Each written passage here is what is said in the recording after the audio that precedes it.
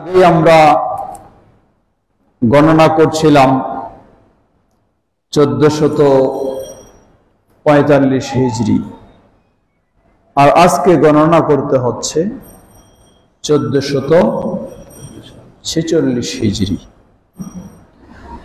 হিজরি বর্ষের প্রথম মাস হলো মুহররম মাস।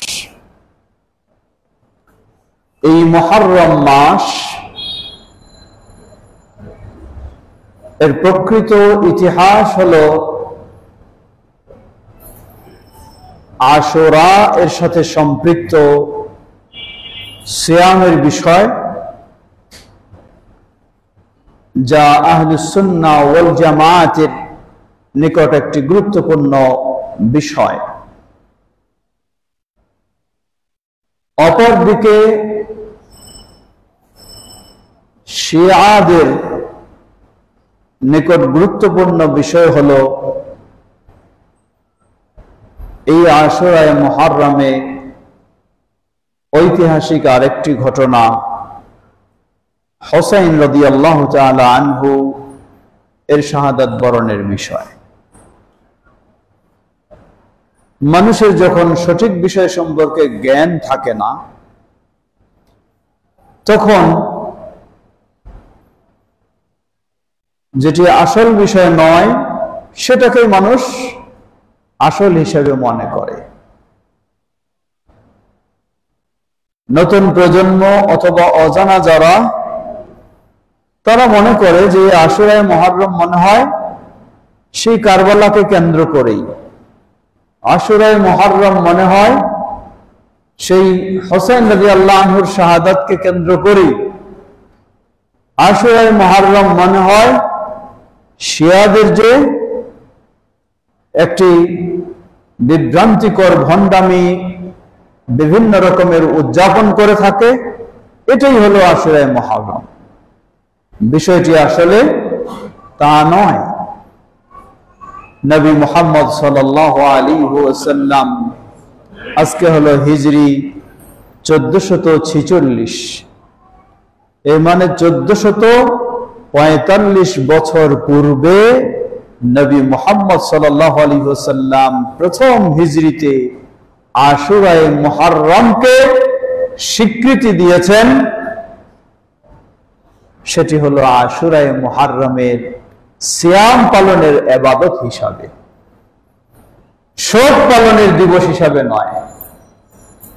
নবী সাল্লাল্লাহু আলাইহি ওয়াসাল্লামের গোটা যুগে আশুরায়ে মুহররম কোনদিন শোক পালনের বিষয় ছিল না।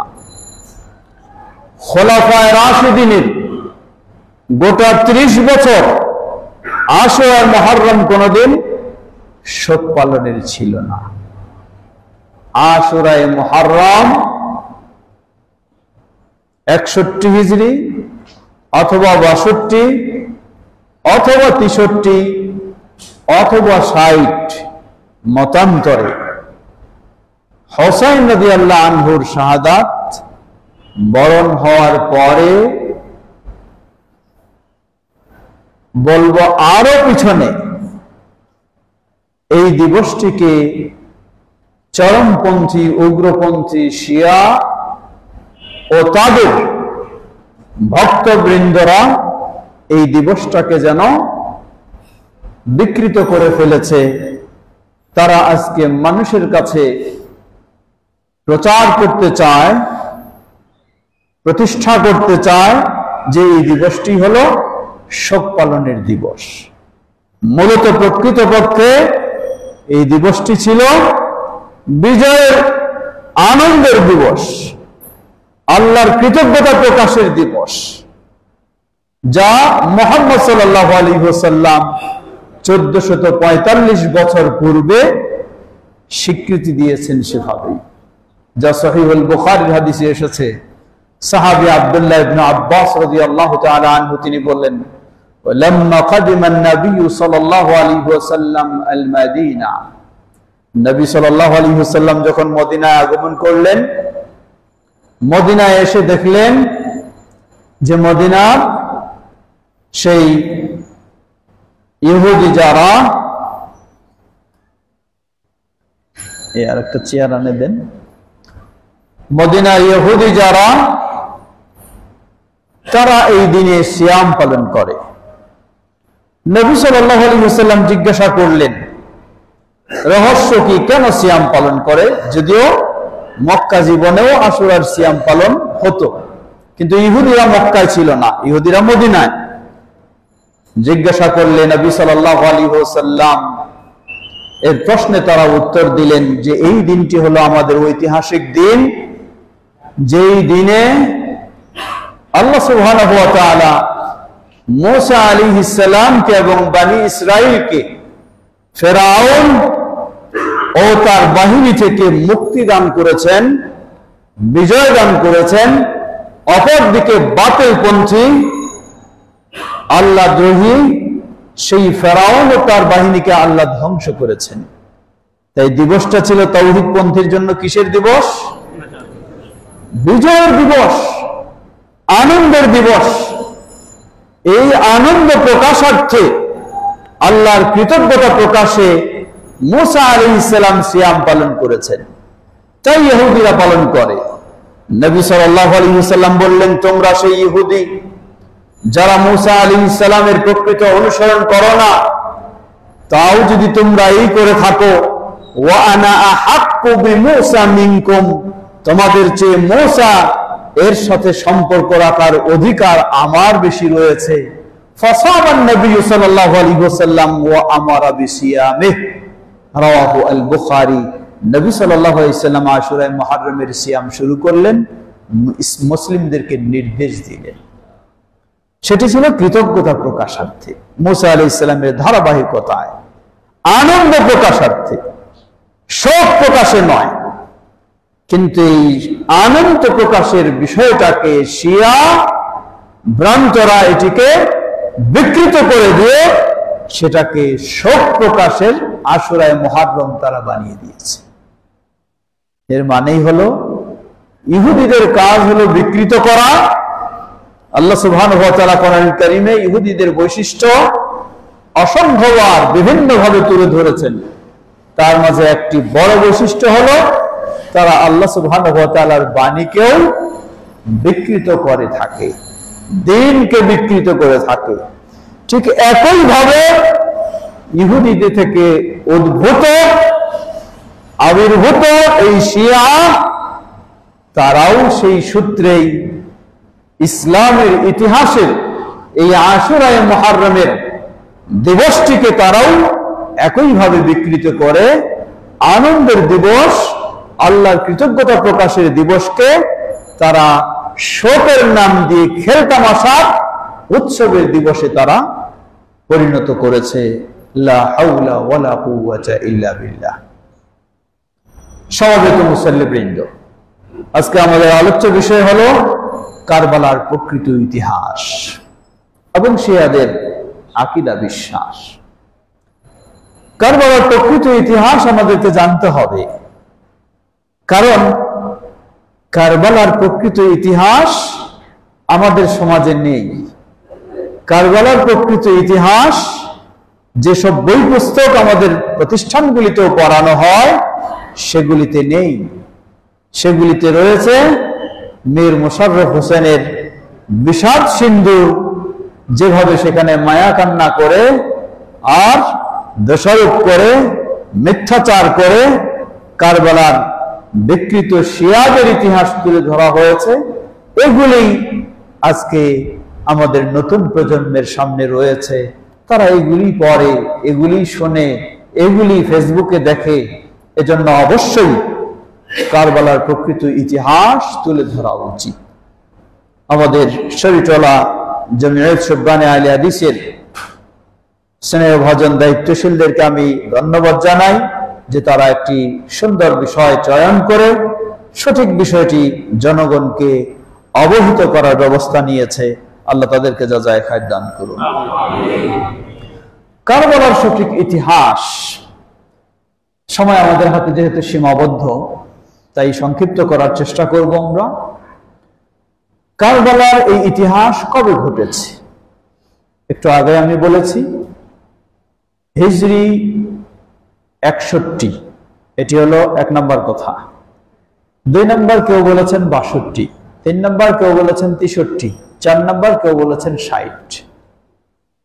4টি মতের মধ্যে প্রসিদ্ধ হলো হিজরি 61।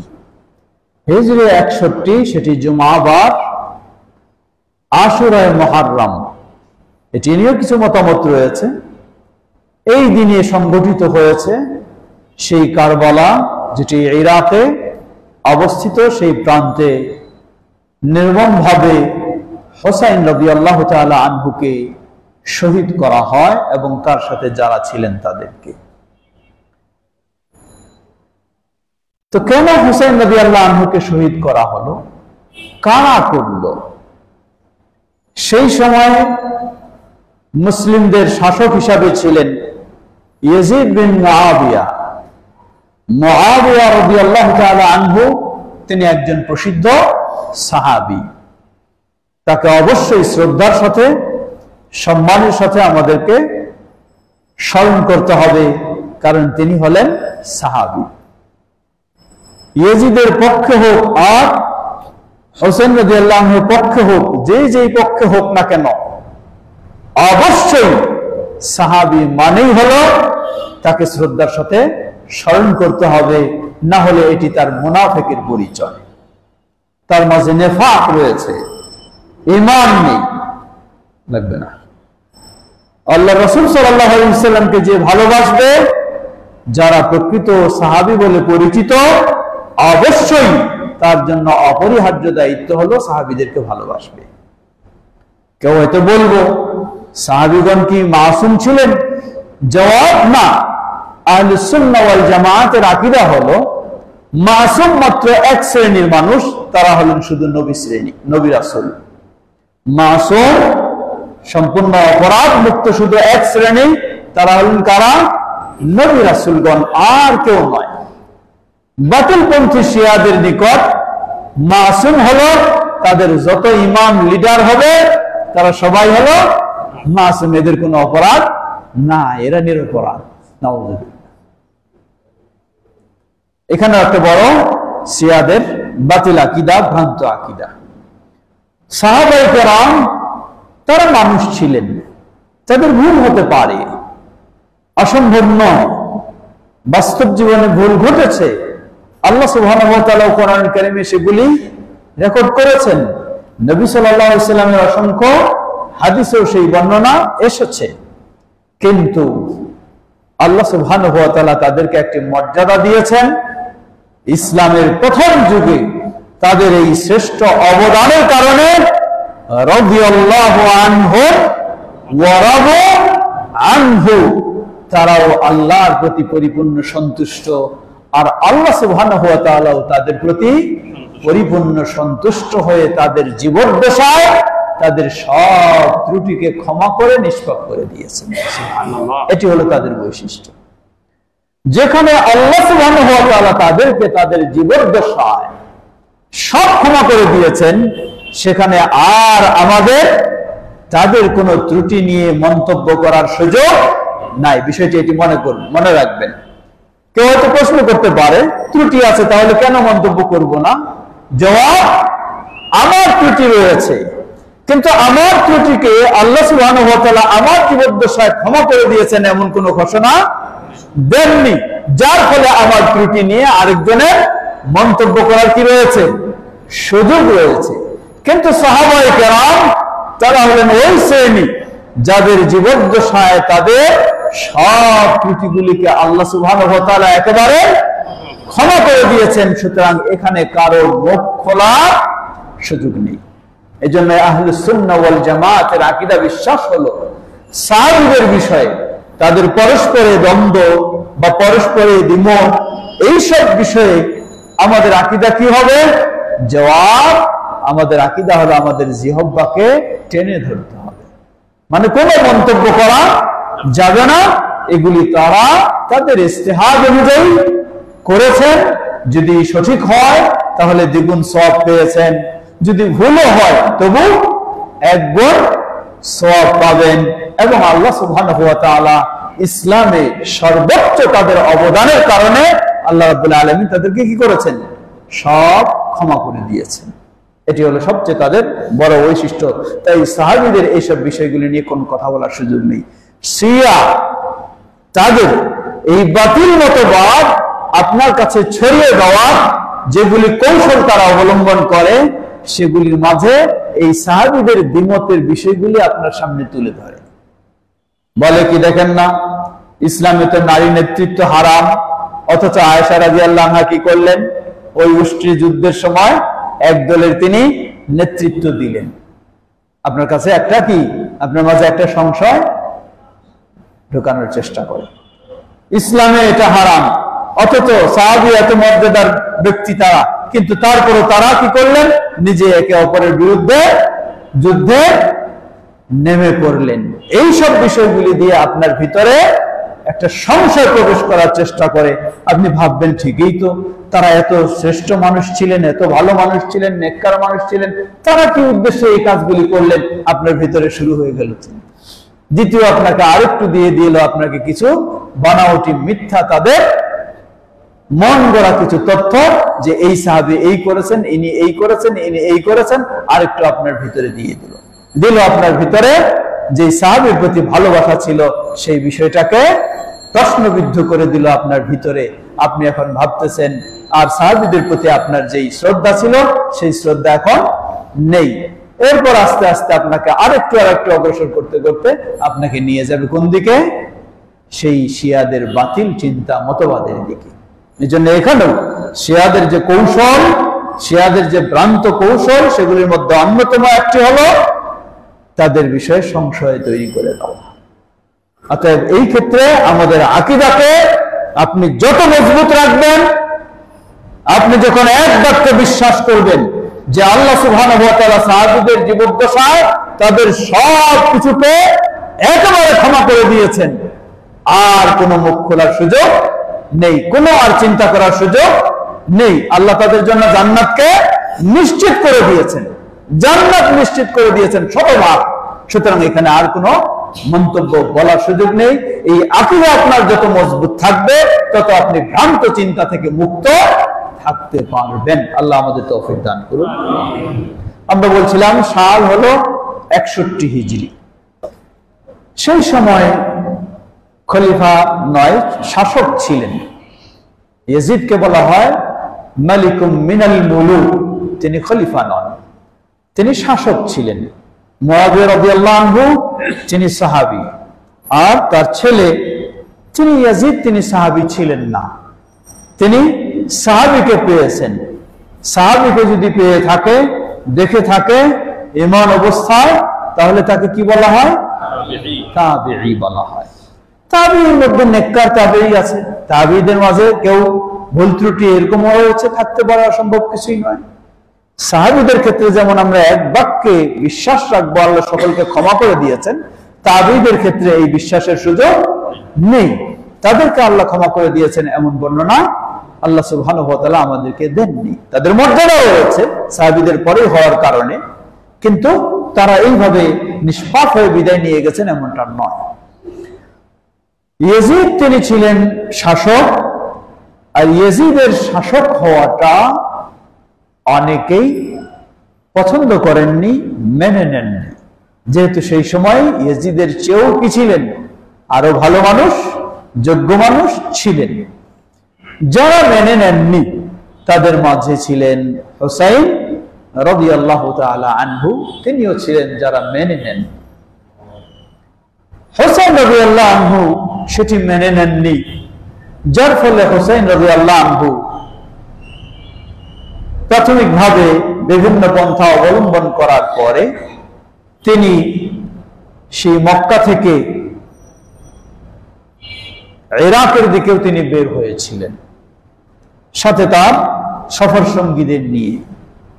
যদিও এই বিষয়টি নিয়ে কিছু বিশ্লেষণ করতে গিয়ে ইমাম ইবনে তাইমিয়া রাহিমাহুল্লাহ তিনি বিশ্লেষণ করতে গিয়ে বলেছেন যে হুসাইন রাদিয়াল্লাহু আনহু তিনি যে কাজটি করেছেন, সেই সময় যারা প্রসিদ্ধ সাহাবী ছিলেন, যেমন আব্দুল্লাহ ইবনে আব্বাস রাদিয়াল্লাহু আনহুমা, আরো এই ধরনের ব্যক্তি, তারা অনেকেই নিরুৎসাহিত করেছিলেন, বাধা দিয়েছিলেন। এরপর হুসাইন রাদিয়াল্লাহু আনহু তিনি তার ইজতিহাদে সে কাজটি করেছেন। এটা আমরা বলবো তিনি তার ইজতিহাদে এই কাজ করেছেন। আগেই বলেছি আমরা, আল্লাহ রাসূল সাল্লাল্লাহু আলাইহি ওয়াসাল্লাম বলেন, ইযা হাকামা ইযা ইজতাহাদাল হাকিমু ওয়া আসাবা ফালাহু আজরান ওয়া ইন আখতা ফালাহু আজরুন ওয়াহিদ। কেউ যখন ইজতিহাদ করবে, ইজতিহাদ করে যদি তিনি সঠিকতায় পৌঁছতে পারেন তাহলে তার জন্য দ্বিগুণ সওয়াব, আর যদি সঠিকতায় নাও পৌঁছতে পারে, ভুল করে থাকে, তাহলেও তার জন্য ইজতিহাদ করার জন্য একটি সওয়াব রয়েছে। তো হুসাইন রাদিয়াল্লাহু আনহু সেটি ইজতিহাদ ছিল, সেই ইজতিহাদের আলোকে তিনি গেছেন। যাওয়ার পর যারা হুসাইন রাদিয়াল্লাহু আনহুকে আশ্বস্ত করে নিয়ে গেলেন, নিয়ে যাওয়ার পরে তিনি দেখলেন যারা সাহস দিয়ে আশ্বস্ত করে নিয়ে গেলেন কুফায়, সেখানে গিয়ে দেখলেন যে তারা সেই সহযোগিতা আর দিল না। তারা এক প্রকার তারা সরে গেল, হারিয়ে গেল, বিশ্বাসঘাতকতা করলো। এই জন্য একটা প্রবাদ বলা হয়, আল কুফি লা ইউফি। আল কুফি মানে কুফা নগরের মানুষ, লা ইউফি তারা কখনো প্রতিশ্রুতি রক্ষা করে না। এটা ওইখান থেকেই বলা হয়। তো হুসাইন রাদিয়াল্লাহু আনহু সেখানে গিয়ে তিনি ভিন্ন পরিবেশ দেখলেন। যারা আশ্বস্ত করলো, আমন্ত্রণ জানালো, তারা এখন নাই। তিনি দেখছেন পরিস্থিতি ভালো নয়। আব্দুল্লাহ বিন জিয়াদ তিনি ইয়াজিদের পক্ষে সেই কুফার গভর্নর ছিলেন। তো পরিস্থিতি তিনি দেখছেন ভালো না, সংঘর্ষের সম্মুখীন হয়ে যাচ্ছেন, অথচ সেই সংঘর্ষ করার জন্য তিনি যাননি। তিনি তিনটি প্রস্তাব দিয়েছিলেন, এগুলি মনে রাখতে হবে। প্রথম প্রস্তাব তিনি দিলেন, এভাবেই তিনি বলেছিলেন যে আমাকে আমার ভাই ইয়াজিদের কাছে তোমরা যেতে দাও, আমি তার সাথে গিয়ে সাক্ষাৎ করব। সাধারণভাবে কোনো যুদ্ধ, কোনো বিদ্রোহ বা কোনো আক্রমণ এই চিন্তা নিয়ে নয়। তিনি যখন দেখছেন যে পরিস্থিতি ভিন্ন রকম, তাহলে তোমরা আমাকে ছেড়ে দাও, আমি সরাসরি ওনার সাথে সাক্ষাৎ করি, মত বিনিময় হবে। সেই প্রস্তাব প্রত্যাখ্যান করা হয়। দ্বিতীয় প্রস্তাব দিলেন, তাহলে আমি যেই মক্কা থেকে এসেছি তোমরা আমাকে ছেড়ে দাও, সেই মক্কায় আমি নীরবে ফিরে যাব, কোনো ধরনের সমস্যা নয়, নীরবে আমি ফিরে যাব। সেই প্রস্তাবও প্রত্যাখ্যান করা হয়। তৃতীয় তিনি প্রস্তাব দিলেন, যদি এটাও তোমরা না মানো, তাহলে কোথাও যদি মুসলিম বাহিনী অমুসলিমদের সাথে যুদ্ধ চলছে, আমাকে সেখানে যেতে দাও, আমি মুসলিম বাহিনীর সাথে একাত্মতা ঘোষণা করে অমুসলিমদের বিরুদ্ধে যুদ্ধে আমি অংশগ্রহণ করব। এই প্রস্তাব দিলে সে প্রস্তাবও তারা গ্রহণ করেনি। মজলুম হিসাবে অতর্কিতভাবে হুসাইন রাদিয়াল্লাহু আনহুর পর হামলা করে তাকে শহীদ করা হয় এবং যারা ছিলেন তাদেরকে। এটি ছিল সেই কারবালার ঘটনা। এই ঘটনা ঘটে যাওয়ার পর প্রশ্ন আসে, ইয়াজিদ কি সরাসরি হুসাইন রাদিয়াল্লাহু আনহুকে হত্যার জন্য কোনো বাহিনী প্রেরণ করেছিলেন বা তিনি নির্দেশ দিয়েছিলেন? জবাব, ইয়াজিদ তিনি সরাসরি প্রত্যক্ষভাবে কোনো বাহিনী প্রেরণ করে বা নির্দেশ জারি করে হুসাইন রাদিয়াল্লাহু আনহুকে হত্যা করার ব্যবস্থা নিয়েছিলেন এমন সঠিক ইতিহাস প্রমাণ করে না। তবে একটা সাধারণ বিষয়, কেউ যদি শাসককে মেনে না নেয়, তাহলে শাসক তো বিদ্রোহ দমনের জন্য ব্যবস্থা নিবে, এটাই স্বাভাবিক। তো সরাসরি প্রত্যক্ষ সেই নির্দেশ তিনি জারি করেছেন এমন নির্ভরযোগ্য কোনো প্রমাণ নেই। এতটুকুই যে আব্দুল্লাহ বিন জিয়াদ তিনি তার নেতৃত্বে, তার নির্দেশনায় হুসাইন রাদিয়াল্লাহু আনহুকে যখন শহীদ করা হয়, এই সংবাদ ইয়াজিদের কাছে যাওয়ার পর ইয়াজিদ তিনি আব্দুল্লাহ বিন জিয়াদকে অনেক শাসিয়েছেন, তাকে লানত বর্ষণ করেছেন, অনেক গালিগালাজ করেছেন। সেগুলি প্রমাণ করে যে তিনি প্রত্যক্ষভাবে তাকে নির্দেশ দেননি। দ্বিতীয় প্রমাণ করে যে হোসাইন রাদিয়াল্লাহু আনহুর সেই মৃতদেহ বা সেগুলির প্রতিও সম্মান প্রদর্শনের ইয়াজিদ নির্দেশ দেন। সেগুলিও প্রমাণ করে যে তিনি তাকে হত্যা করাটা কখনো চাননি। আবার উল্টা প্রশ্ন আসে, উবাইদুল্লাহ বিন জিয়াদ তাকে ইয়াজিদ কি করলেন? শাসালেন, গালিগালাজ করলেন, কিন্তু এই অপরাধের কারণে তাকে তো অপসারণ করেননি, বহিষ্কার করেননি সেখান থেকে। তাহলে যদি সত্যিই তিনি এটাকে না চাইতেন তাহলে তো কমপক্ষে এত বড় অপরাধের জন্য তাকে বহিষ্কার করতেন, কিন্তু তা যেহেতু করেননি সেজন্য একেবারেই ইয়াজিদকে নির্দোষ বলাও যাবে না। অপরদিকে আগে যেটি বলেছি, শাসক মানেই তিনি তার বিদ্রোহকে তো কখনো মেনে নেবেন না, সেটাও একটা বিষয় রয়েছে। সর্বোপরি এভাবেই সে ঘটনা ঘটেছে। এখন আমরা কি করব? ইয়াজিদকে লানত বর্ষণ করব আর হোসেন রাদিয়াল্লাহু আনহুর জন্য রহমত বর্ষণ করব, এটাই নাকি? জবাব, হোসেন রাদিয়াল্লাহু আনহুর জন্য অবশ্যই রহমত বর্ষণ করব, কারণ তিনি নবী সাল্লাল্লাহু আলাইহি ওয়াসাল্লামের সাহাবী, নবী সাল্লাল্লাহু আলাইহি ওয়াসাল্লামের কলিজার টুকরা নাতি। সেই হিসাবে তার প্রতি আমাদের ভালোবাসা, তার প্রতি শ্রদ্ধা, তার জন্য দোয়া আমাদের সব সময় আছে, থাকবেই, এটা থাকতেই হবে, এটি ঈমানের পরিচয়। এই পর্ব অবশ্যই ঠিক থাকবে। দ্বিতীয়, ইয়াজিদকে কি আমরা লানত বর্ষণ করব? কারণ এই আশুরার দিনগুলিতে দেখা যায় মসজিদের মেম্বারগুলিতে দাঁড়ালে ইয়াজিদকে লানত বর্ষণ করাই হলো এই দিনের একটি বড় বক্তব্য। এটি কার বক্তব্য? এটি কি আহলুস সুন্নাহ ওয়াল জামাতের বক্তব্য, না এটি শিয়াদের বক্তব্য? জবাব, এটি শিয়াদের বক্তব্য, এটি শিয়াদের সভা, এটি আহলুস সুন্নাহ ওয়াল জামাতের নয়। এজন্য ইমাম আহমদ বিন হাম্বল রাহিমাহুল্লাহকে, যেটি মুসনাদ আহমদের হাদিসে বিস্তারিত এসেছে, তার ছেলে সালেহ সম্ভবত তিনি জিজ্ঞাসা করলেন, হে বাবা, আপনি কি ইয়াজিদকে পছন্দ করেন, ভালোবাসেন?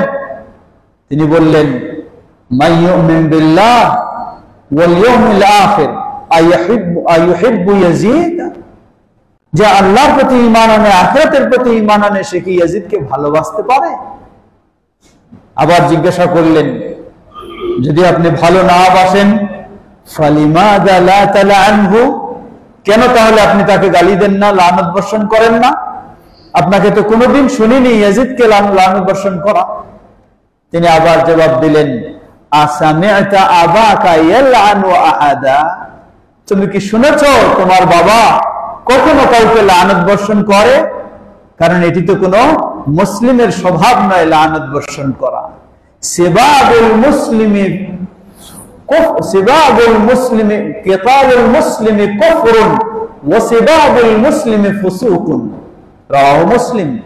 সহিহ মুসলিমের হাদিস, কিতালুল মুসলিমি কুফরুন, একজন মুসলিমকে হত্যা করা কুফরি কাজ, ওয়া সিবাবুল মুসলিমি ফুসুকুন, একজন মুসলিমকে গালি দেওয়া ফাসিকি কাজ। তো ইমাম আহমদ বিন হাম্বল রাহিমাহুল্লাহ বললেন, আমাকে কি দেখেছো তুমি কোনোদিন আমি কাউকে গালি দেই, কাউকে লানত বর্ষণ করি? কারণ যদি কেউ মুসলিম বলে প্রমাণিত হয় তাহলে তো তাকে লানত বর্ষণ করা শরীয়তে আলাদা করে না। তার দোষ রয়েছে বলবো, ত্রুটি রয়েছে বলবো, কিন্তু তাকে তো যদি মুসলিম বলি তাহলে তো গালি দিতে পারি না। সুতরাং এজন্য ইমাম ইবনে তাইমিয়া রাহিমাহুল্লাহ বলেন, ইয়াজিদের বিষয়ে তাহলে আমাদের আকীদা কি হবে এই কারবালার পরে? তিনি বলেন, আহলুস সুন্নাহ ওয়াল জামাতের আকীদা হলো লা ইউহিব্বুনাহু ওয়া লা ইয়াসুব্বুনাহু, তাকে ভালোবাসবে না আবার তাকে গালিগালাজও করবে না। অন্য বর্ণনায় এসেছে তিনি বলেন, লা নাখুসুহু বিমুহাব্বাতিন ওয়া লা নাখুসুহু বিলানাতিন, তাকে আমরা কোনো ভালোবাসা দিয়ে দেখাবো না তার প্রতি, আবার তাকে আমরা লানত বর্ষণ করব না। এটি হলো আহলে সুন্নাহ ওয়াল জামাতের আকীদা। তিনি খুব ভালো মানুষ ছিলেন, এই ছিলেন। ইমাম ইবনে কাসির রাহিমাহুল্লাহ তার বিষয়ে কিছু আরো বেশি বর্ণনা নিয়ে এসেছেন। যেমন কস্তুন্তনিয়া এর বিজয়ের ক্ষেত্রে বলা হয়েছে, আল্লাহ রাসূল সাল্লাল্লাহু আলাইহি ওয়াসাল্লাম ভবিষ্যৎবাণী করেছেন, যার মাধ্যমে এই কনস্টান্টিনোপল বিজয় হবে, মাগফুরুন লাহ, সে আল্লাহর পক্ষ থেকে ক্ষমা লাভ করবে। তো যাদের মাধ্যমে বিজয় হয়েছে, ইয়াজিদের নেতৃত্ব সেই বিজয় সংঘটিত হয়েছে। তাহলে এই বর্ণনা বলে তার এই কৃতিত্বের কারণে তার একটা ক্ষমা পাওয়ারও সুযোগ আছে। তা আগেই যেহেতু আমরা বলছি আহলে সুন্নাহ ওয়াল জামাতের আকীদা হলো তাকে আমরা বেশি ভালোবাসছি না, আবার তাকে আমরা বেশি কি করব না, অশালীন ভাবে গালিগালাজ লানত করব না। ইয়াজিদকে গালি দেওয়াই হলো, লানত বর্ষণ করাই হলো শিয়াদের একটি গুরুত্বপূর্ণ আমল ও আকীদা। প্রিয় ভাইরা, সময় যেহেতু দীর্ঘ হয়ে যাচ্ছে, ফিরে আসি। আমাদের দুটি পার্ট ছিল, একটি হলো কারবালার প্রকৃত ইতিহাস, আমরা সংক্ষিপ্ত ভাবে জানলাম। অপরটি হচ্ছে শিয়াদের আকীদা। শিয়াদের আকীদা এটি অত্যন্ত ভয়ঙ্কর বিষয়। বাহ্যিকভাবে মানুষ যখন দেখে, কি দেখে, শিয়ারা ইসলামী রাষ্ট্র চালাচ্ছে, হ্যাঁ, কতই না সুন্দর। মানুষ ভাবে, আমাদেরকে অনেক সময় পিছনে কথা বলে, আপনাদের কাজই হলো কি মুসলিমদের মাঝে বিভেদ সৃষ্টি করা, ভাগাভাগি করে দেওয়া। কেমনে? আপনারা শিয়াদের বিষয়ে এইসব কিছু বলছেন, অথচ দেখা যায় শিয়াদের কি সুন্দর ইসলামী রাষ্ট্র, কত কিছু আছে। হ্যাঁ, বাস্তব ইসলামী রাষ্ট্র রয়েছে, কিন্তু এই ইসলামী রাষ্ট্র কোন ইসলাম, এটি আপনাকে একটু জানতে হবে। শিয়াদের ইসলাম আর আপনার ইসলাম কি এক না ভিন্ন? আপনার ইসলাম হলো, আপনার ইসলামের মূল জিনিস কয়টা? দুটি। একটা হলো আল কোরআনুল কারীম, দ্বিতীয়টা কি? নবী সাল্লাল্লাহু আলাইহি ওয়াসাল্লামের সহিহ হাদিস। আমাদের ইসলাম এর মূল জিনিস কয়টি? দুটি। আচ্ছা, এখন আসুন শিয়াদের ইসলাম কি? শিয়ারা কি এই দুটিকে তাদের ইসলামের মূল বিষয় হিসেবে মনে করে? জবাব, যেই চরমপন্থী শিয়ারা কোরআনের আয়াতকে বিকৃত করে, আবু বকর, ওমর রাদিয়াল্লাহু তাআলা আনহুমার নাম দিয়ে লানত বর্ষণ করে আয়াত পর্যন্ত তৈরি করেছে, তাহলে সেই শিয়া কি আপনার এই কোরআন মানে? কোশ্চিন কালেও এই কোরআন মানে না। দ্বিতীয়, শিয়ারা যারা বিশেষ করে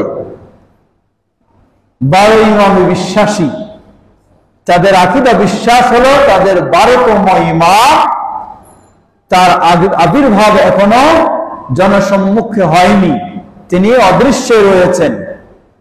তার আবির্ভাব হবে, কোরআনের কিছু অংশ এখনো বাকি আছে, সেটি নিয়েই তার আবির্ভাব ঘটবে। কোরআনের অংশ এখনো বাকি আছে, এর মানে কি? কি বোঝা যায়? বোঝা যায় যে কোরআনকে আমরা পরিপূর্ণ কোরআন বলে বিশ্বাস করি, শিয়ারা এই কোরআনকে কখনো পরিপূর্ণ কোরআন বলে বিশ্বাস করে না। তাদের কিছু দাবি আছে। কি দাবি? যে এই কোরআনে মুহাম্মদ যদি সূরা হতে পারে, তাহলে আলী সূরা নাই কেন? এই কোরআনে ইউসুফ যদি সূরা হতে পারে, তাহলে হাসান হুসাইন সূরা নাই কেন? এই কোরআনে মারিয়াম যদি সূরা হতে পারে, তাহলে ফাতেমা সূরাটা নাই কেন? এর মানে এইগুলি সূরা নিয়ে তাদের শেষ ইমাম, 12তম ইমাম, তার আবির্ভাব ঘটবে। তাহলে আপনার কাছে ইসলামের মূল হলো দুটো, একটি হলো আল কোরআনুল কারীম, আর সেই কোরআনকে তারা এইভাবে যখন বিশ্বাস করে, এইভাবে যখন কোরআনকে বিকৃত করে,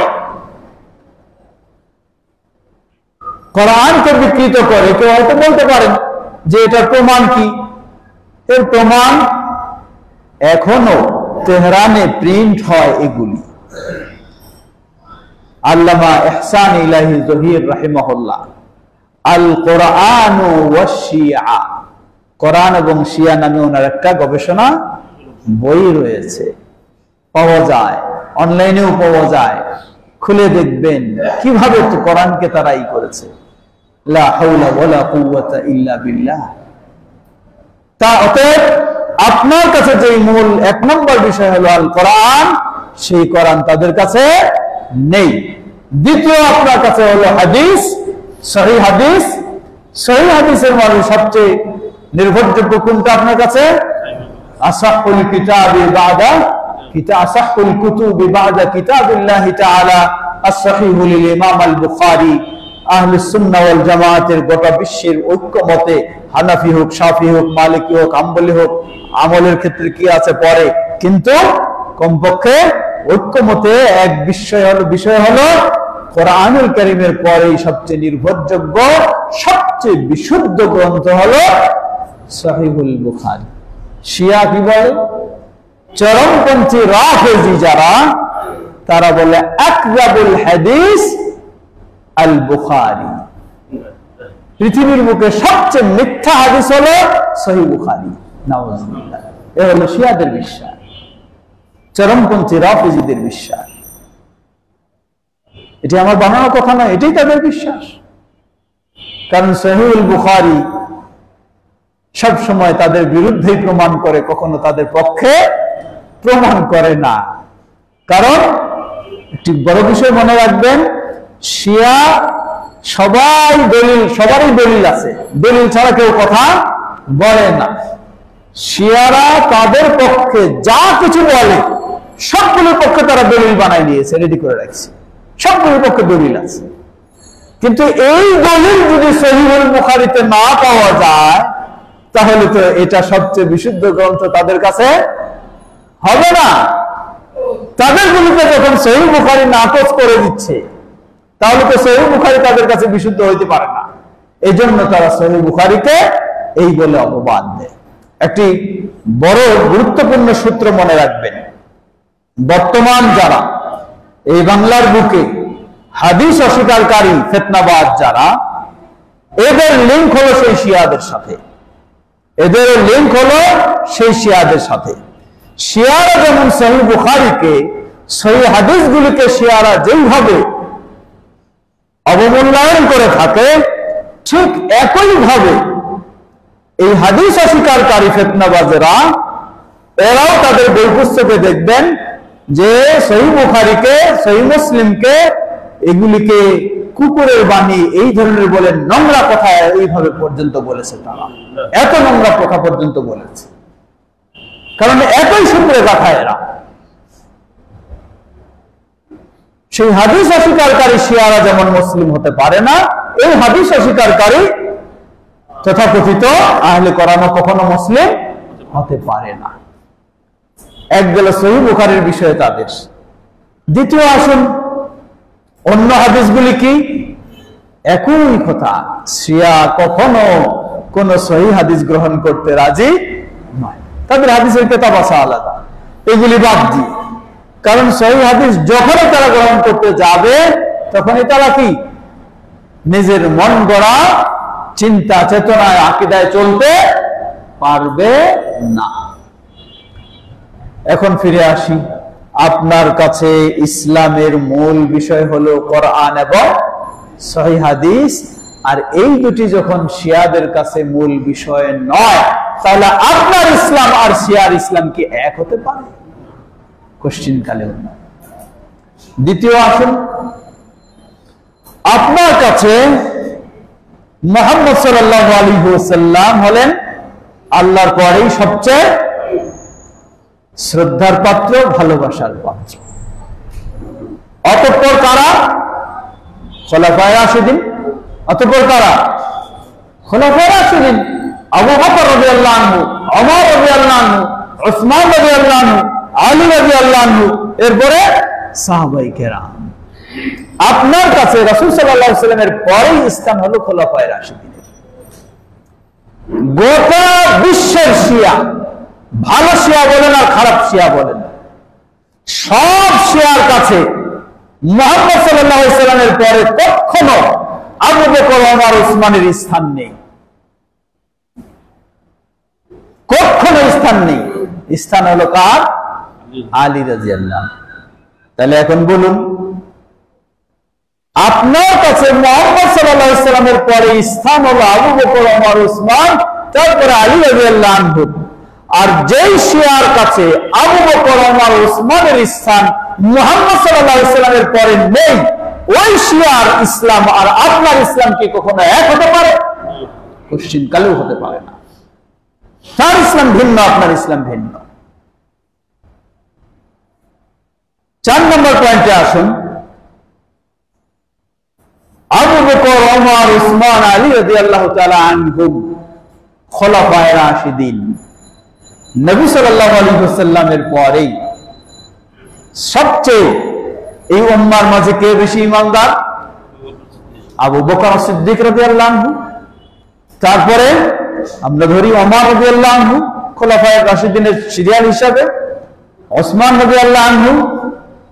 গোটা বিশ্বের শিয়া, বিশেষ করে চরমপন্থী রাফেজি শিয়া যারা, এই যে কিছুদিন আগে এক লিডার মারা গেলেন, সব একই আকীদার সব।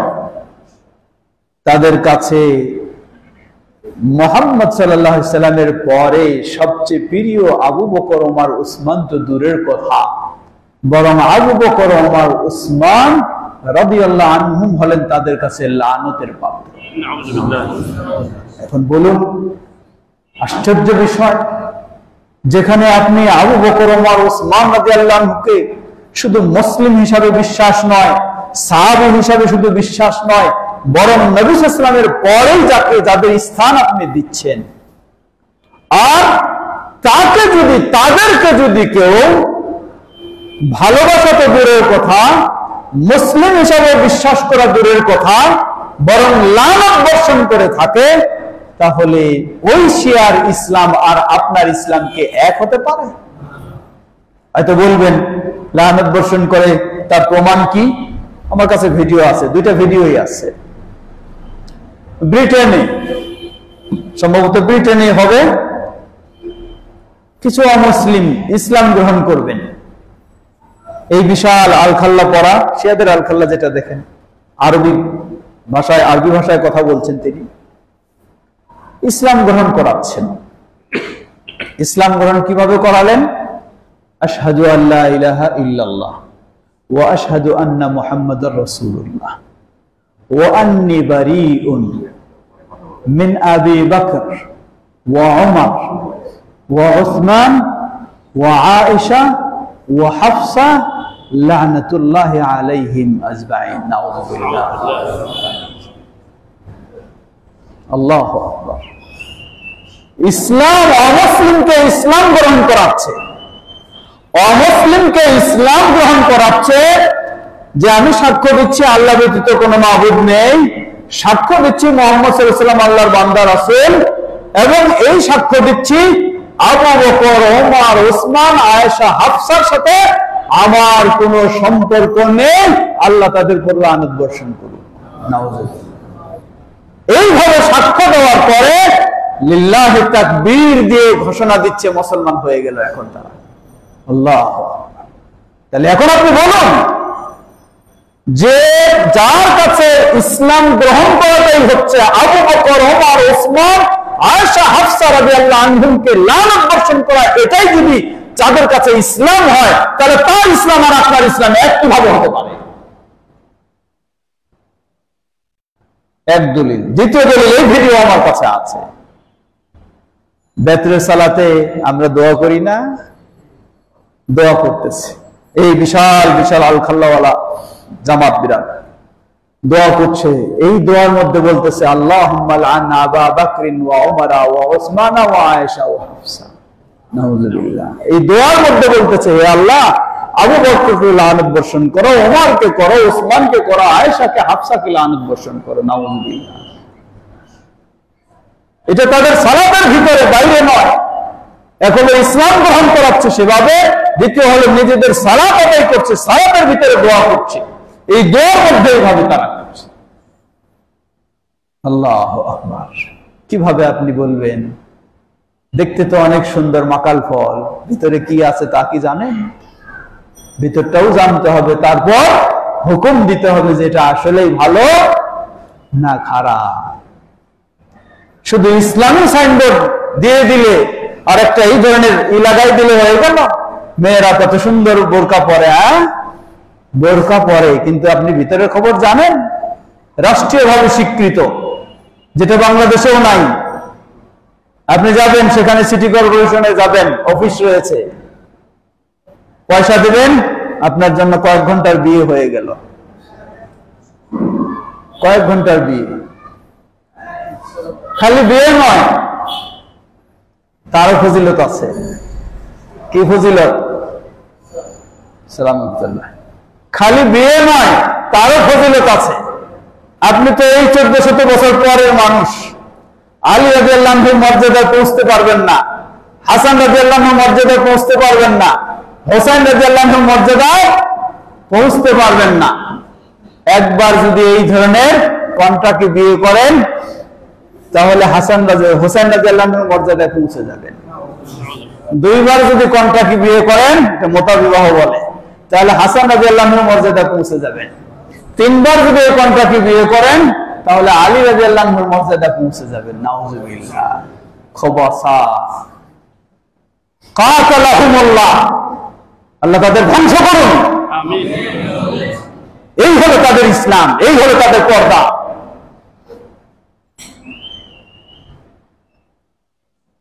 সুতরাং আমরা বলবো, শিয়ার ইসলাম আর আপনার ইসলাম কখনো এক হতে পারে না। সেই খোলাফায়ে রাশিদিন গেল, বাকি সাহাবীদের আসেন। বাকি সাহাবীদের বিষয় কি? বাকি সাহাবীদের বিষয়ের ক্ষেত্রে শিয়াদের আকীদা হলো, সাহাবায়ে কেরামের অধিকাংশই, মাত্র কয়েকজন 7 জন এই ধরনের ব্যতীত সবাই ঈমান আনার পরে কাফের হয়ে গেছে। চরমপন্থী শিয়াদের এই বিশ্বাস যে সাহাবীদের মাত্র কয়েকজন ব্যতীত অধিকাংশই ঈমান আনার পরে কাফের হয়ে গেছে। এই হলো আকীদা। অথচ আপনার আকীদা কি? বিশেষ করে আজকে তারা আহলে বাইত বলে দাবি করে। আল্লাহ সুবহানাহু ওয়া তাআলা কোরআনে কারীমে আহলে বাইত বলতে কাকে বুঝালেন? আজওয়াজুন নবী সাল্লাল্লাহু আলাইহি ওয়াসাল্লাম। নবী সাল্লাল্লাহু আলাইহি ওয়াসাল্লামের স্ত্রীগণ, তারাই তো হলেন পরিবারের মানুষ, নাকি না বাইরের মানুষ? তারাই আসল পরিবারের মানুষ। সেই আহলে বাইতের বিষয়ে, যাদেরকে আল্লাহ কোরআনে আহলে বাইত হিসাবে পরিচিত করেছেন, তাদের বিষয়ে আকীদা কি? উম্মাহাতুল মুমিনিন আয়েশা রাদিয়াল্লাহু আনহা, হাফসা রাদিয়াল্লাহু আনহা, তাদের বিষয়ে আপনার আকীদা কি আর শিয়াদের আকীদা কি? আপনার আকীদা হলো, নবী সাল্লাল্লাহু আলাইহি ওয়াসাল্লাম বলেন, সারিদ একরকম খাদ্য। সারিদ বলা হয়, আরবদের মাঝে প্রসিদ্ধ খাদ্য ছিল সারিদ। সারিদ কি? গোশতের ঝোল। এই ঝোলের মধ্যে রুটি ছিঁড়ে ছিঁড়ে ভিজাই দিয়ে একদম ই করে তারপর খেতে কি খারাপ লাগবে না মজা লাগবে? হ্যাঁ, আরবদের রাসূল সাল্লাল্লাহু আলাইহি ওয়াসাল্লামের যুগে এই খাওয়াটা ছিল খাদ্যের মধ্যে সবচেয়ে মজাদার, সেরা খাদ্য। তা আল্লাহ রাসূল সাল্লাল্লাহু আলাইহি ওয়াসাল্লাম বললেন, খাদ্যের মাঝে যেমন সারিদ হলো সেরা খাদ্য, নারী জগতে সেরা নারী হলেন আয়েশা রাদিয়াল্লাহু তাআলা আনহা। সুবহানাল্লাহ। এই সার্টিফিকেট মুহাম্মদ সাল্লাল্লাহু আলাইহি ওয়াসাল্লামের দেওয়া। এই ভিডিও আমার কাছে আছে। এই আলখাল্লা পরা, বিশাল পাগড়ি, এই বড় বড় কেক কাটতেছে, আনন্দ করতেছে, উৎসব পালন করছে। কেকে কি লেখা? কেকে লেখা হলো আয়েশা ফিন্নার, আয়েশা হলেন জাহান্নামী। নাউযুবিল্লাহ। আল্লাহু আকবার। নাউযুবিল্লাহ, নাউযুবিল্লাহ। যাকে আল্লাহ রাসূল সাল্লাল্লাহু আলাইহি ওয়াসাল্লাম নারী জগতের শ্রেষ্ঠ বললেন দুনিয়াতে ও আখিরাতে, আর তাকে জাহান্নামী বলে আনন্দের সাথে কেক কাটবে, আপনি তাকে মুসলিম বলবেন? যদি সে মুসলিম হয়, তাহলে অমুসলিম আর কে হতে পারে? ইহুদিরাও আয়েশা রাদিয়াল্লাহু আনহার বিষয়ে এই আচরণ করে না, খ্রিস্টানরাও করে না, হিন্দুরাও করে না, বৌদ্ধরাও করে না, কোন মুসলিম করে না, যেই আচরণ করে এই শিয়ারা। বাতিলপন্থী রাজনীতি শিয়ারা করে থাকে, আর আপনি বলবেন মুসলিম। ইসলাম নিজের মন গড়া ইচ্ছা মতো? তাহলে আপনার ইসলাম আর শিয়ার ইসলাম কি হতে পারে না, কখনো এক হতে পারে না। বর্তমান বিশ্বে শিয়াদের কাছে সবচেয়ে মিত্র দেশ না শত্রু দেশ, সবচেয়ে শত্রু দেশ কোনটা বলতে পারেন? হ্যাঁ, সৌদি আরব। এর মানে সেই দেশে সবচেয়ে খারাপ কাজ হয়, এই জন্যই। হ্যাঁ, শিয়াদের কাছে সবচেয়ে শত্রুর দেশ হলো আমেরিকা না সৌদি আরব? সৌদি আরব। কেন? কারণটা কি? ওইটা ভিডিও আছে, তাদের একজন বড় বক্তা বক্তব্য দিচ্ছে। কি বক্তব্য? আরবি ভাষায় বক্তব্য দিয়ে বলতেছে, আমাদের সংগ্রাম জিহাদ চলতেই থাকবে যতক্ষণ না ওই মক্কা মদিনার আজানে আশহাদু আন্না আলিয়া ওয়ালিয়ুল্লাহ এটা যতক্ষণ না শোনা যাবে ততক্ষণ আমাদের জিহাদ চলতেই থাকবে। আশহাদু আন্না মুহাম্মাদার রাসূলুল্লাহর পরিবর্তে আশহাদু আন্না আলিয়া ওয়ালিয়ুল্লাহ এই আওয়াজ যতক্ষণ না বের হবে ততক্ষণ আমাদের জিহাদ চলতেই থাকবে। এখন বুঝেন শিয়ার ইসলাম আর আপনার ইসলাম কি জিনিস। তাহলে সৌদি আরবের অপরাধটা কি? সেখানে আশহাদু আল্লাহ আলিয়া ওয়ালিউল্লাহ কেন বলা হয় না? এটাই হলো সৌদি আরবের অপরাধ। আশহাদু আন্না মুহাম্মাদার রাসূলুল্লাহ কেন বলা হয়? এটাই হলো অপরাধ। সৌদি আরব এর শাসক গোষ্ঠী বা মানুষেরা তারা কি ফেরেশতা? ফেরেশতা নাকি মানুষ? ভুল হবে, অসম্ভব না। কিন্তু এতটুকু আমরা দৃঢ়তার সাথে বলতে পারি, পৃথিবীর বুকে কোথাও যদি তাওহীদ থেকে থাকে তাহলে সেটি একমাত্র সৌদি আরবেই আছে। কোথাও যদি শিরক মুক্ত থেকে থাকে একমাত্র সৌদি আরবেই আছে। কোথাও যদি সুন্নাহ থেকে থাকে একমাত্র সৌদি আরবেই আছে। কোথাও যদি বিদআত মুক্ত থেকে থাকে সেটি সৌদি আরবেই আছে। কোথাও যদি মন গড়া ইসলাম মুক্ত থেকে থাকে সেটাই হলো সৌদি আরব। সৌদি আরবের দোষ হলো এটাই, অন্য কোনো দোষ নাই। আবার হয়তো কেউ বলবেন যে সৌদি আরব তাহলে ইরানকে কেন পছন্দ করে না? আরে আপনি যদি তাওহীদ না পছন্দ করেন তাহলে আপনাকে আমি পছন্দ করব? আপনি যদি সুন্নাহ না পছন্দ করেন আপনাকে আমি পছন্দ করব? আপনি যদি খোলাফায়ে রাশিদিনকে পছন্দ না করেন আপনাকে করব আমি? তা তো হইতেই পারে না। দ্বিতীয়, গোটা বিশ্বে এমনকি আমেরিকায়, ইউরোপে আহলুস সুন্নাহ ওয়াল জামাতের সুন্নিদের মসজিদ রয়েছে, কিন্তু ইরানের রাজধানী গোটা তেহরানে একটা পর্যন্ত আহলুস সুন্নাহর মসজিদ খুঁজে পাবেন না, রাখতে দেওয়া হয় নাই। এখন বুঝেন আপনার ইসলাম আর তার ইসলাম কি।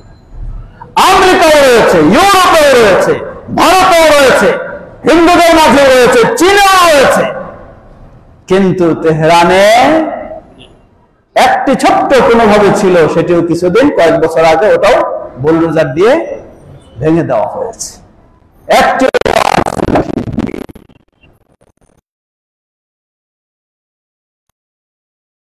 চিল্লাইলে ইসলাম হয়ে যাবে? আগেই বলেছি কারবালা আশুরার প্রকৃত ইতিহাস হলো ভিন্ন জিনিস, বিকৃত করে চাপায় দেওয়া হয়েছে এটা। তাই গোটা শিয়াদের ইসলামই হলো বিকৃত ইসলাম। এর মাঝে কেউ থাকতে পারে হয়তো সমাজে আছে, কিন্তু তার ভিতরে খোলাফায়ে রাশিদিনের প্রতি অত বিদ্বেষ নাই বা ই নেই, হয়তো সে আল্লাহ হেদায়েত দিয়েছে, সে বুঝে কিছু, সেটি আলাদা ব্যক্তি বিশেষ। এজন্য আমরা সবসময় বলি, ডাইরেক্ট আমরা বলি না যে শিয়া মানে কাফের, এটা কখনো আমরা বলি না। মতো খেয়াল রাখবেন, শিয়া মানে কাফের এটা কখনো আমরা বলি না। কিন্তু কোন ব্যক্তি যদি শিয়াই হোক সুন্নি হোক যেই হোক না কেন, আবু বকর রাদিয়াল্লাহু আনহুকে বিশ্বাস না করে মুসলিম না বলে তাহলে সে মুসলিম হতে পারে না। ওমর রাদিয়াল্লাহু আনহুকে মুসলিম না বলে মুসলিম হতে পারে না। আয়েশা হাফসা রাদিয়াল্লাহু আনহাকে যদি এই ধরনের অপবাদ দিয়ে থাকে সে মুসলিম হতে পারে না। কোরআনকে যদি কোরআনের মতো বিশ্বাস না করে মুসলিম হতে পারে না। রাসূল সাল্লাল্লাহু আলাইহি ওয়াসাল্লামের সহিহ হাদিসকে যদি স্বীকার না করে তাহলে সে মুসলিম হতে পারে না। আজকে আহলুল হাদিস সারা বিশ্বে আহলুল হাদিসেরাই হচ্ছে শিয়াদের এই বিভ্রান্ত বিষয়গুলি সবচেয়ে বেশি তুলে ধরে। আহলুল হাদিসেরাই সবচেয়ে বেশি সচেতন। বলবেন কেন বেশি সচেতন? সচেতন বেশি হওয়ার কারণ আছে। কি কারণ? উদাহরণস্বরূপ ধরে নিন, দুইটা মহল্লায় ঝগড়া চলতেছে। দুইটা মহল্লায় এই মহল্লাবাসী ঝগড়া চলতেছে। এই মহল্লাবাসী ঝগড়া যদি চলে, এই মহল্লাতে স্থানীয় মানুষ আছে, কিছু বাইরের ভাড়াটিয়া আছে। এই ভাড়াটিয়া মানুষেরা কি ওই মহল্লার সাথে এইভাবে ঝগড়া করবে স্থানীয় মানুষদের মতো? করতে পারে নাকি? কখনো করতে? তারা বলবে যে আমরা তো এখানে মেহমানের মতো আছি, আমরা ওদের সাথে এত লাগতে যাব কেন? তো বিষয়টা হলো, অবস্থা হলো এইরকম। আমরা হলাম তাওহীদবাদী। আহলুল হাদিস মানে তারাই নির্ভেজাল ইসলাম সবচেয়ে মানার চেষ্টা করে। তাহলে যারা সবচেয়ে বেশি নির্ভেজাল ইসলাম মানার চেষ্টা করবে তাহলে তারাই তো সবচেয়ে বাতিলপন্থীর প্রতিবাদী হবে না ভালোবাসবে? বেশি প্রতিবাদী হবে। উদাহরণস্বরূপ ধরে নেন আশুরায়ে মুহররম। আশুরায়ে মুহররমে আমরা রাসূল সাল্লাল্লাহু আলাইহি ওয়াসাল্লামের সুন্নাহ অনুযায়ী শুধু আশুরার সিয়াম পালন করি, আর কিছু করি না। তাহলে যারা শুধু সিয়াম পালন করে, অন্য কিছুই করে না, এরা যারা অনেক কিছু করে তাদের বেশি প্রতিবাদ করবে না যারা আশুরায়ে মুহররমে হোসেন রাদিয়াল্লাহু আনহুর জন্য কোরআন খতম করে, হোসেন রাদিয়াল্লাহু আনহুর জন্য সিন্নি বিতরণ করে, হোসেন রাদিয়াল্লাহু আনহুর জন্য আরো কিছু এই ধরনের অনুষ্ঠানাদি করে, ইয়াজিদকে গালিগালাজ করে, পাইলে একটু তাজিয়ার মিষ্টিও খায়, সে কি অন্যদের এত প্রতিবাদ করবে? করবে নাকি কোনোদিন? তা পশ্চিমকালে হতে পারে না। কারণ সে তো ভিতরে ভিতরে, ওই যে বলে না, তলে তলে কি হয়ে গেছে? মিল হয়ে গেছে। হ্যাঁ, তো তলে তলে মিল আছে। তলে তলে মাজারপন্থী বলেন, কবর পূজারী বলেন, আর শিয়া, এগুলো সব তলে তলে কি আছে? তলে তলে একই। তাদের মিলাদ আবিষ্কারক কারা? পৃথিবীর বুকে মিলাদের আবিষ্কারক হলো শিয়ারা। শিয়াদের মিলাদ যারা পালন করে তারা কি আবার শিয়াদের প্রতিবাদ করবে? যারা শিয়াদের মিলাদ পালন করে না তারাই তো শিয়াদের প্রতিবাদ করবে। সুতরাং আরো আশ্চর্যের বিষয় হলো আমরাই বেশি শিয়াদের প্রতিবাদ করি, কিন্তু আমাদেরকে আবার কি করে? শিয়া মসজিদ বলে অনেক সময় অপবাদ দেয়। শিয়া মসজিদ বলে অপবাদ দেয়। আমরা শিয়ার প্রতিবাদ করি, শিয়ার আবার আমাদেরকে বলে শিয়া মসজিদ। কোন বিচ্ছিন্ন মসজিদ যদি থাকে, এখানে 7 মহল্লা অনেকগুলি আছে তাই বলতে পারে না। হ্যাঁ, এটা আহলে হাদিসই বলে, শরীয়তই বলে, এখানে শিয়া মসজিদ বলে না। কিন্তু যেখানে বিচ্ছিন্ন একটা মসজিদ, দেখবেন যে হয় শিয়া মসজিদ বলতেছে বলে অপপ্রচার করে, অথবা কাদিয়ানী মসজিদ বলে এই বলে সেখানে অপবাদ করে। অথচ দেখবেন যে তারাই শিয়াদের কি করে? বেশি বিরোধিতা এবং প্রতিবাদ করে। আল্লাহ তাদেরকে হেদায়েত দান করুন। কেউ হয় আমার বাংলাদেশ জমিয়তে আহলে হাদিস সর্বত্রই, শুধু বাংলাদেশ জমিয়তে আহলে হাদিস নয়, পাকিস্তান জমিয়তে আহলে হাদিস এর এক সময় সেক্রেটারি জেনারেল যিনি ছিলেন আল্লামা ইহসান ইলাহি জহির রাহিমাহুল্লাহ, শিয়াদের বিরুদ্ধে সবচেয়ে তার বেশি গবেষণা এখনো পর্যন্ত, আরবি ভাষায় বলুন, উর্দু ভাষায় বলুন, সবচেয়ে তার বেশি গবেষণা। তাকে হত্যার শিকার হতে হয়েছে কাদের মাধ্যমে? সেই শিয়াদের মাধ্যমে। পাকিস্তান জমিয়তে আহলে হাদিস, ইন্ডিয়া জমিয়তে আহলে হাদিস, নেপাল জমিয়তে আহলে হাদিস, কাশ্মীর জমিয়তে আহলে হাদিস, আর বাংলাদেশে কি বলে না? কি বাংলাদেশে কি বাংলাদেশ জমিয়তে আহলে হাদিস। কেন বলেন না, ভয় কিসের? ওই কেউ আসে ফতোয়া দেয় কি কয় সংগঠন করা যাবে না। হ্যাঁ, কি কয় সংগঠন করা যাবে না। মনে রাখবেন, এগুলি হলো মাথা গরম করা ফতোয়া, এবং নিজের মাথা গরম করা আর পকেট গরম করার ফতোয়া। আমি যদি বলি জমিয়তের কথা, এখানে একটা টাকাও আমার পকেটে যাবে না, কিন্তু যখন বলবো চলবে না এইসব কিছু, তখন সব টাকাটাই কার পকেটে যাবে? হ্যাঁ, কার পকেটে? সব টাকাটাই আমার পকেটে যাবে। এইগুলো মাথা গরম করা আর পকেট গরম করার ফতোয়া। সবাই সংগঠন করে, কেউ ব্যক্তিগত সংগঠন করে আর কেউ জাতীয় সংগঠন করে। বাংলাদেশ জমিয়তে আহলে হাদিস গোটা বাংলাদেশের আহলে হাদিসদের সংগঠন। বলুন আলহামদুলিল্লাহ। এটি কারো একক নয়। আল্লামা আব্দুল্লাহ কাফি আল কুরাইশি রাহিমাহুল্লাহ নিজের একজনের জন্য করেননি। আল্লামা ডক্টর মুহাম্মদ আব্দুল বারী রাহিমাহুল্লাহ একজনের জন্য করে যান নাই, শুধু নিজের প্রতিষ্ঠানের জন্য করে যান নাই। গোটা বাংলাদেশে আজকে জমিয়তে আহলে হাদিসের বোর্ড, আহলে হাদিস তালিমি বোর্ডের অধীনে প্রায় 850 প্রতিষ্ঠান তালিকাভুক্ত। বলুন আলহামদুলিল্লাহ। তো বললাম সবাই সংগঠন করে, কেমনে? আপনারাও করেন সংগঠন। এটা মসজিদ না?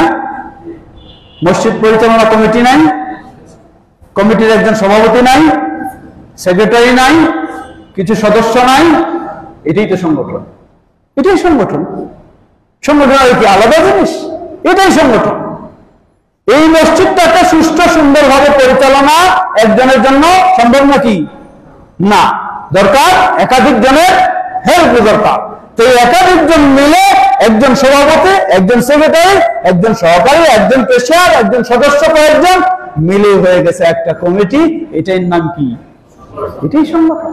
আপনি সংগঠন করেন, আপনার মাদ্রাসায় আপনি সংগঠন করেন, আপনার সমিতিতে আপনি সংগঠন করেন, আপনার ফাউন্ডেশনে আপনি সংগঠন করেন, সবখানে আছেন।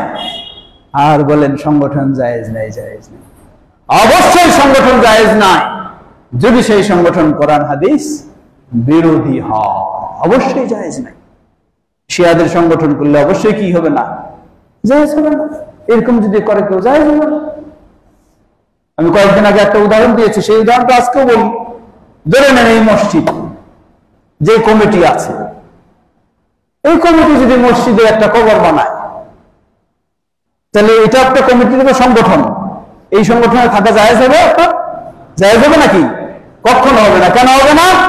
কোরআন হাদিস বিরোধী এই সংগঠনটা কাজ করেছে। তাহলে এই সংগঠনে থাকাও, এই সংগঠনেও জায়েজ নাই, এই সংগঠনে থাকাও জায়েজ নাই। কিন্তু এই মসজিদ কমিটি যদি এই মসজিদটাকে বেদাত মুক্ত করার চেষ্টা করে, সুন্নাহর উপর রাখার চেষ্টা করে, তাওহীদের উপর রাখার চেষ্টা করে, শিরক মুক্ত করার চেষ্টা করে, তাহলে এই কমিটি বৈধ না অবৈধ? ভালো কাজ করেছে না খারাপ কাজ করেছে? তাহলে থাকা যাবে না? যাবে না। যাবে খালি বলবেন না, যাইতে হবে, থাকতে হবে আপনাকে। কেন থাকতে হবে? তাওহীদের স্বার্থে, সুন্নাহর স্বার্থে, সঠিকের স্বার্থে, হকের সাথে আপনাকে থাকতে হবে। আর যে কমিটি কবর করতে চাইবে, বেদাতি কাজ করতে চাইবে, সেই কমিটিও থাকা যাবে না, আপনার ওখানে থাকা যাবে না। কেন? বেদাত থেকে বাঁচার জন্য। মনে রাখবেন, মানুষ খালি ভিন্ন একটা বুঝ দিয়ে দিল আর আপনি বুঝ নিয়ে নিলেন, হইতে পারে না। আহলে হাদিস সঠিক বিষয়টা বোঝার চেষ্টা করবে। বাংলাদেশ জমিয়তে আহলে হাদিস, আমাদের জমিয়ত শুব্বানে আহলে হাদিস সেভাবে চেষ্টা করে যাচ্ছে। হয়তো বা কোনো ব্যক্তির মাঝে ত্রুটি থাকতে পারে, অসম্ভব নয়। আগে আমরা সাহাবীদের নিয়ে আলোচনা করেছি, বলেছি না? কি সাহাবীদের মাঝে কোনো ব্যক্তির কি থাকতে পারে? ত্রুটি থাকতে পারে। কিন্তু এর মানে সব সাহাবীকে কি করবেন? আপনি বলবেন যে সব সাহাবী এই আল্লাহ সুবহানাহু ওয়া তাআলা তাদেরকে বিশেষ মর্যাদা দিয়ে কি করেছেন? ক্ষমা করে দিয়েছেন। তো কোন ব্যক্তির ত্রুটির জন্য সবাইকে কি করা ঠিক নয়, অপরাধী ভাবা ঠিক নয়। আসুন আমরা অবশ্যই ঐক্যবদ্ধ হয়ে কাজ করব। আল্লাহ আমাদের তৌফিক দান করুন। যেভাবে আজকে আহলুল হাদিসেরা এগিয়ে চলছে, আমরা যদি সত্যি পরস্পরে আন্তরিক হয়ে পরস্পরের সহযোগিতা দিয়ে এগিয়ে যেতে পারি, তাহলে ইনশাআল্লাহ আমরা অবশ্যই আরো দ্রুত এগিয়ে যেতে পারবো। আল্লাহ আমাদের সকলকে সে তৌফিক দান করুন। এর মাঝেই আমাদের মাঝে উপস্থিত হয়েছেন আমাদের কেন্দ্রীয় জমিয়তে আহলে হাদিসের সম্মানিত তথ্য প্রযুক্তি বিষয়ক সেক্রেটারি এবং সম্মানিত কেন্দ্রীয় ভারপ্রাপ্ত কোষাধ্যক্ষ জনাব আনোয়ারুল ইসলাম জাহাঙ্গীর সাহেব। এর মধ্যে আবার উপস্থিত হয়েছেন আমাদের মাদ্রাসাতুল হাদিসের সম্মানিত সুযোগ্য ভাইস প্রিন্সিপাল শেখ আল আমিন মাদানী সাহেব, আমাদের জনাব আবু তালেব সাহেব এবং আরো অনেকেই। আল্লাহ আমাদের সকলকে তার দিনের পথে কবুল করে নিন। আল্লাহ আমাদেরকে তাওহীদের পথে কবুল করে নিন। আল্লাহ আমাদেরকে সুন্নাহর পথে কবুল করে নিন। আমাদের সমাজে সময় অনেক হয়ে গেছে কথা বলা, যেহেতু আপনারা তো এখানেই থাকবেন, আমি কিন্তু অনেক দূরে যাব, সমস্যাটা আমার বেশি, তাই দীর্ঘ করার সুযোগ নেই। এই মুহররমকে কেন্দ্র করে আমাদের সমাজে অনেক শিয়া আকীদা ছড়িয়ে আছে। আমি শুনেছি নিজেই কি ওদের ছেলে মেয়ের বিয়ে হওয়ার কথা ছিল কিন্তু ডেটটা ঠিক করলো না। কেন ঠিক করলো না? কইটা কি মাস চলতেছে? হ্যাঁ, মুহররম মাস চলতেছে, তাই বিয়ের ডেটটা করা গেল না। কেন? কি বুঝেন? কি কারণটা কি বুঝেন? মুহররম হলো শোকের মাস, বিয়ে হলো আনন্দের বিষয়।